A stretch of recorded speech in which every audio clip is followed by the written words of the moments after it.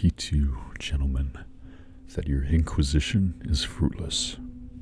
Detain me here forever if you will, confine me, or execute me if you must have a victim to propitiate the illusion you call justice, but I can say no more than I have said already.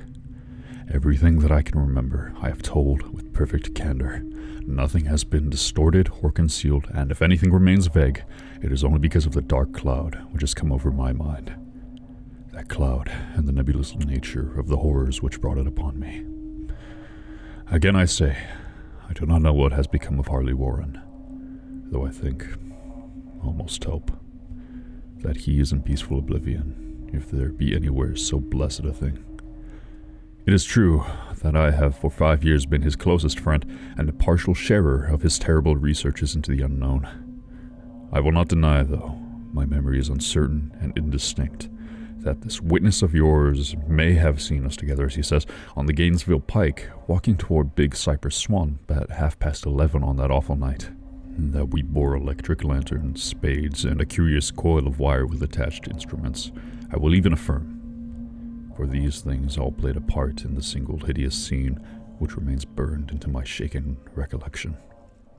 But of what followed, and of the reason I was found alone and dazed on the edge of the swamp next morning, I must insist that I know nothing save what I have told you over and over again. You say to me that there is nothing in the swamp or near it which could form the setting of that frightful episode. I reply that I know nothing beyond what I saw. Vision or nightmare it may have been. Vision or nightmare, I fervently hope it was. Yet it is all that my mind retains of what took place in those shocking hours after we left the sight of men, and why Harley Warren did not return. He or his shade, or some nameless thing I cannot describe, alone can tell.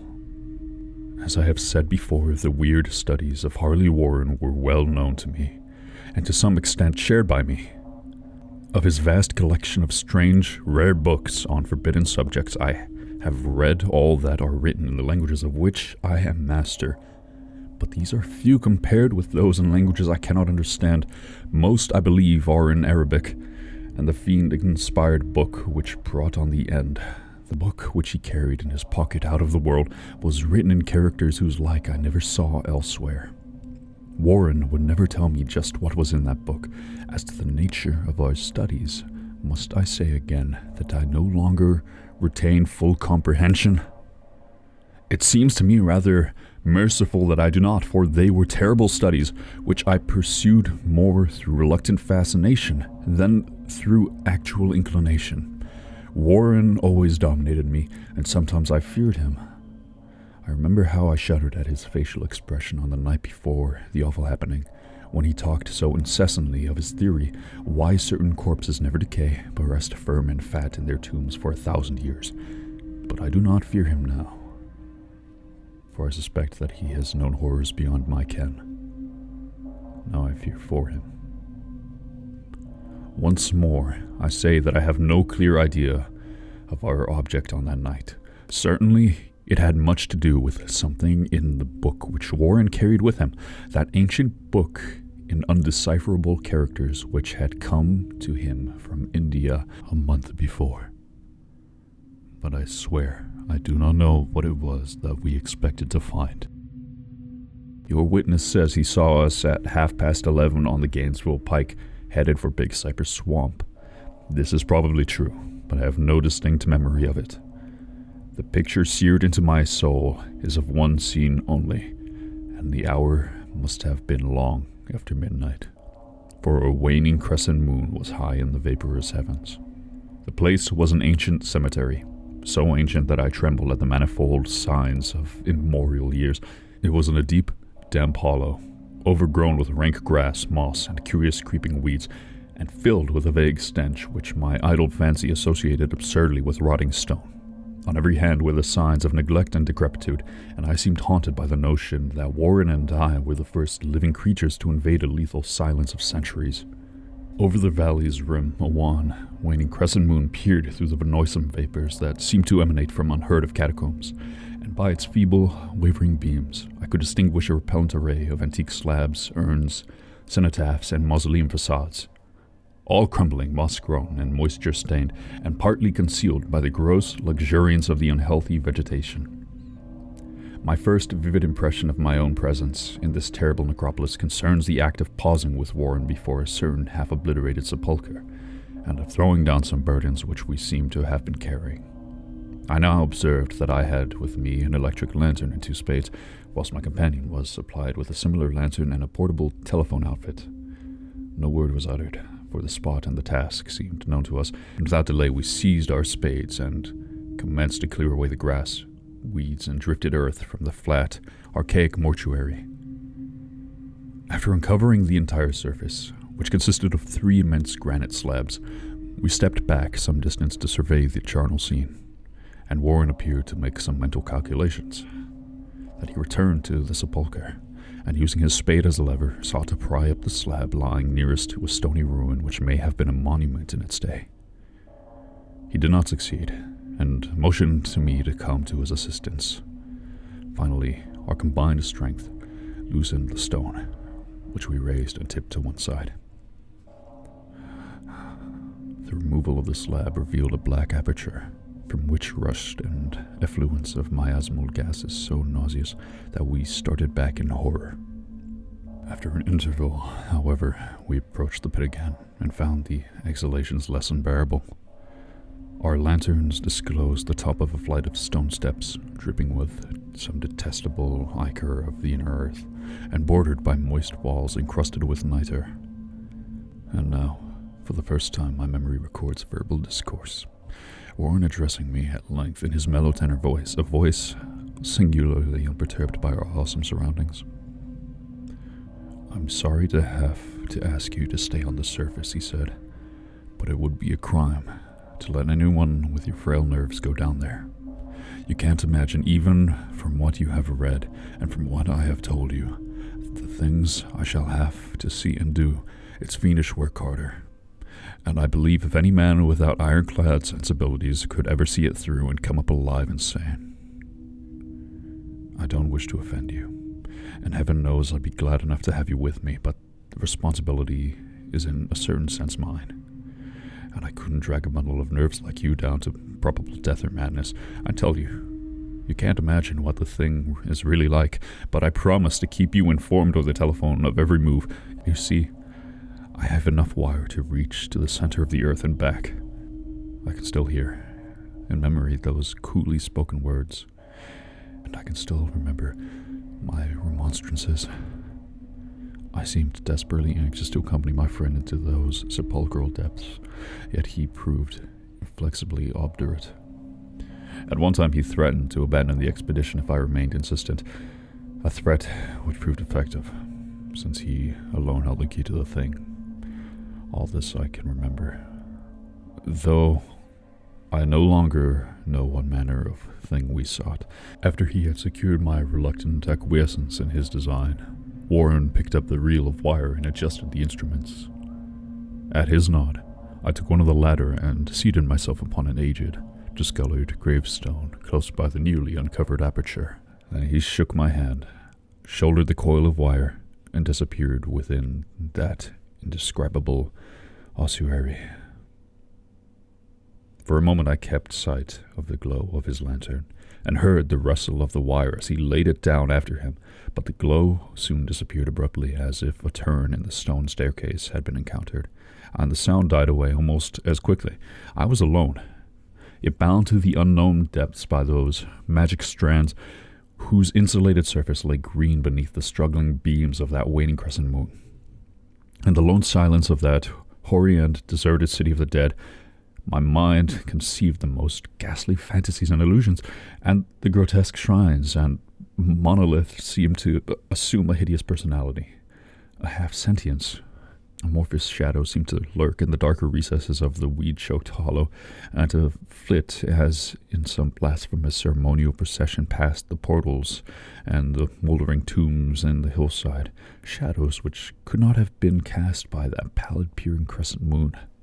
I constantly consulted my watch by the light of my electric lantern, and listened with feverish anxiety at the receiver of the telephone, but for more than a quarter of an hour I heard nothing. Then a faint clicking came from the instrument, and I called down to my friend in a tense voice. Apprehensive as I was nevertheless unprepared for the words which came up from that uncanny vault in accents more alarmed and quivering than any I had heard before from Harley Warren. He who had so calmly left me in a little while previously now called from below in a shaky whisper, more pretentious than the loudest shriek. God, if you could only see what I am seeing. I could not answer. Speechless, I could only wait. Then came the frenzied tones again. Carter, if it's terrible, monstrous, unbelievable. This time my voice did not fail me, and I poured into the transmitter a flood of excited questions. Terrified, I continued to speak. Warren, what is it? What is it? Once more came the voice of my friend, still hoarse with fear, and now apparently tinged with despair. I can't tell you, Carter. It's too utterly beyond thought. I dare not tell you, no. No man alive could know it and live. Great God, I never dreamed of this. Stillness again, save for my now incoherent torrent of shuddering inquiry, and the voice of Warren in a pitch of wilder consternation. Carter, for the love of God, put the slab back and get out of this if you can. Quick! Leave everything else and make for the outside. It's the only chance. Do as I say, and don't ask me to explain. I heard, yet was only able to repeat my frantic questions. Around me were the tombs and the darkness and the shadows. Below me, some peril beyond the radius of the human imagination.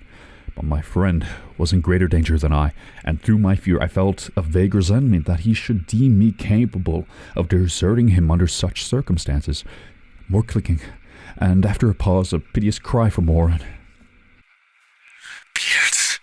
For the love of God, put back the slab and beat it, Carter! Something in the boyish slang of my evidently stricken companion unleashed my faculties. I formed and shouted a resolution. Warren, brace up, I'm coming down. But at this offer, the tone of my auditor changed to a scream of utter despair. Don't. You can't understand. It's too late, and my own fault. Put back the slab and run.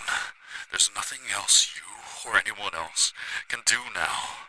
The tone changed again, and this time acquiring a softer quality as of hopeless resignation. Yet it remained tense through anxiety for me. Quick, before it's too late.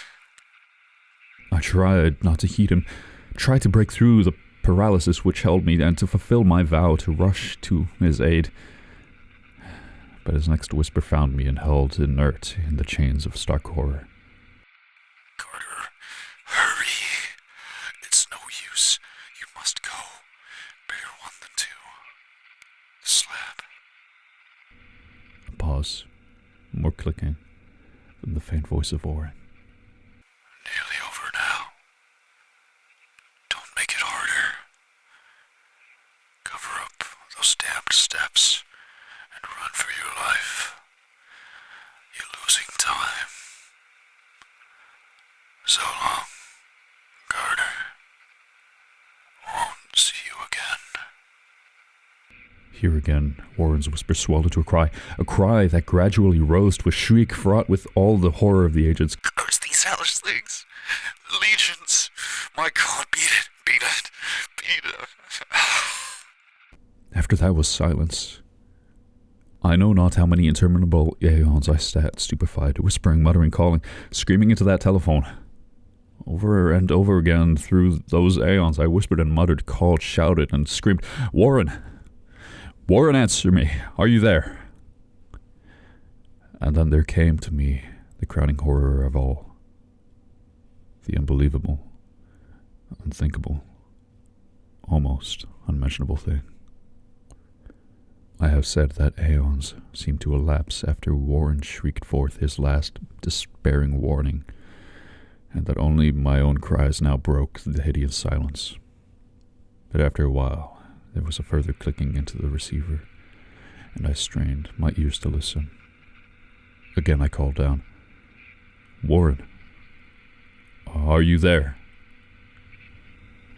And in answer heard the thing which has brought this cloud over my mind.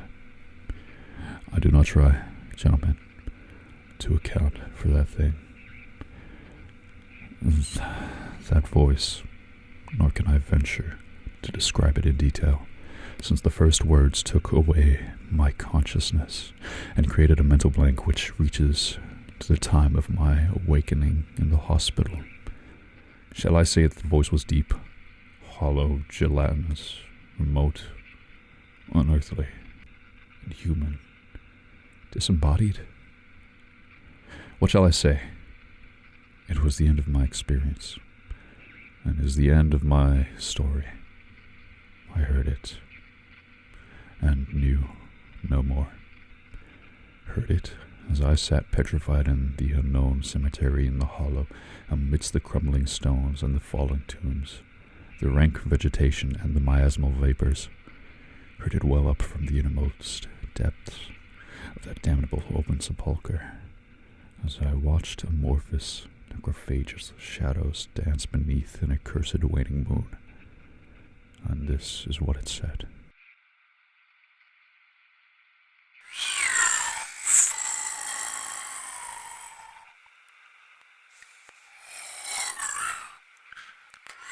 Prisoner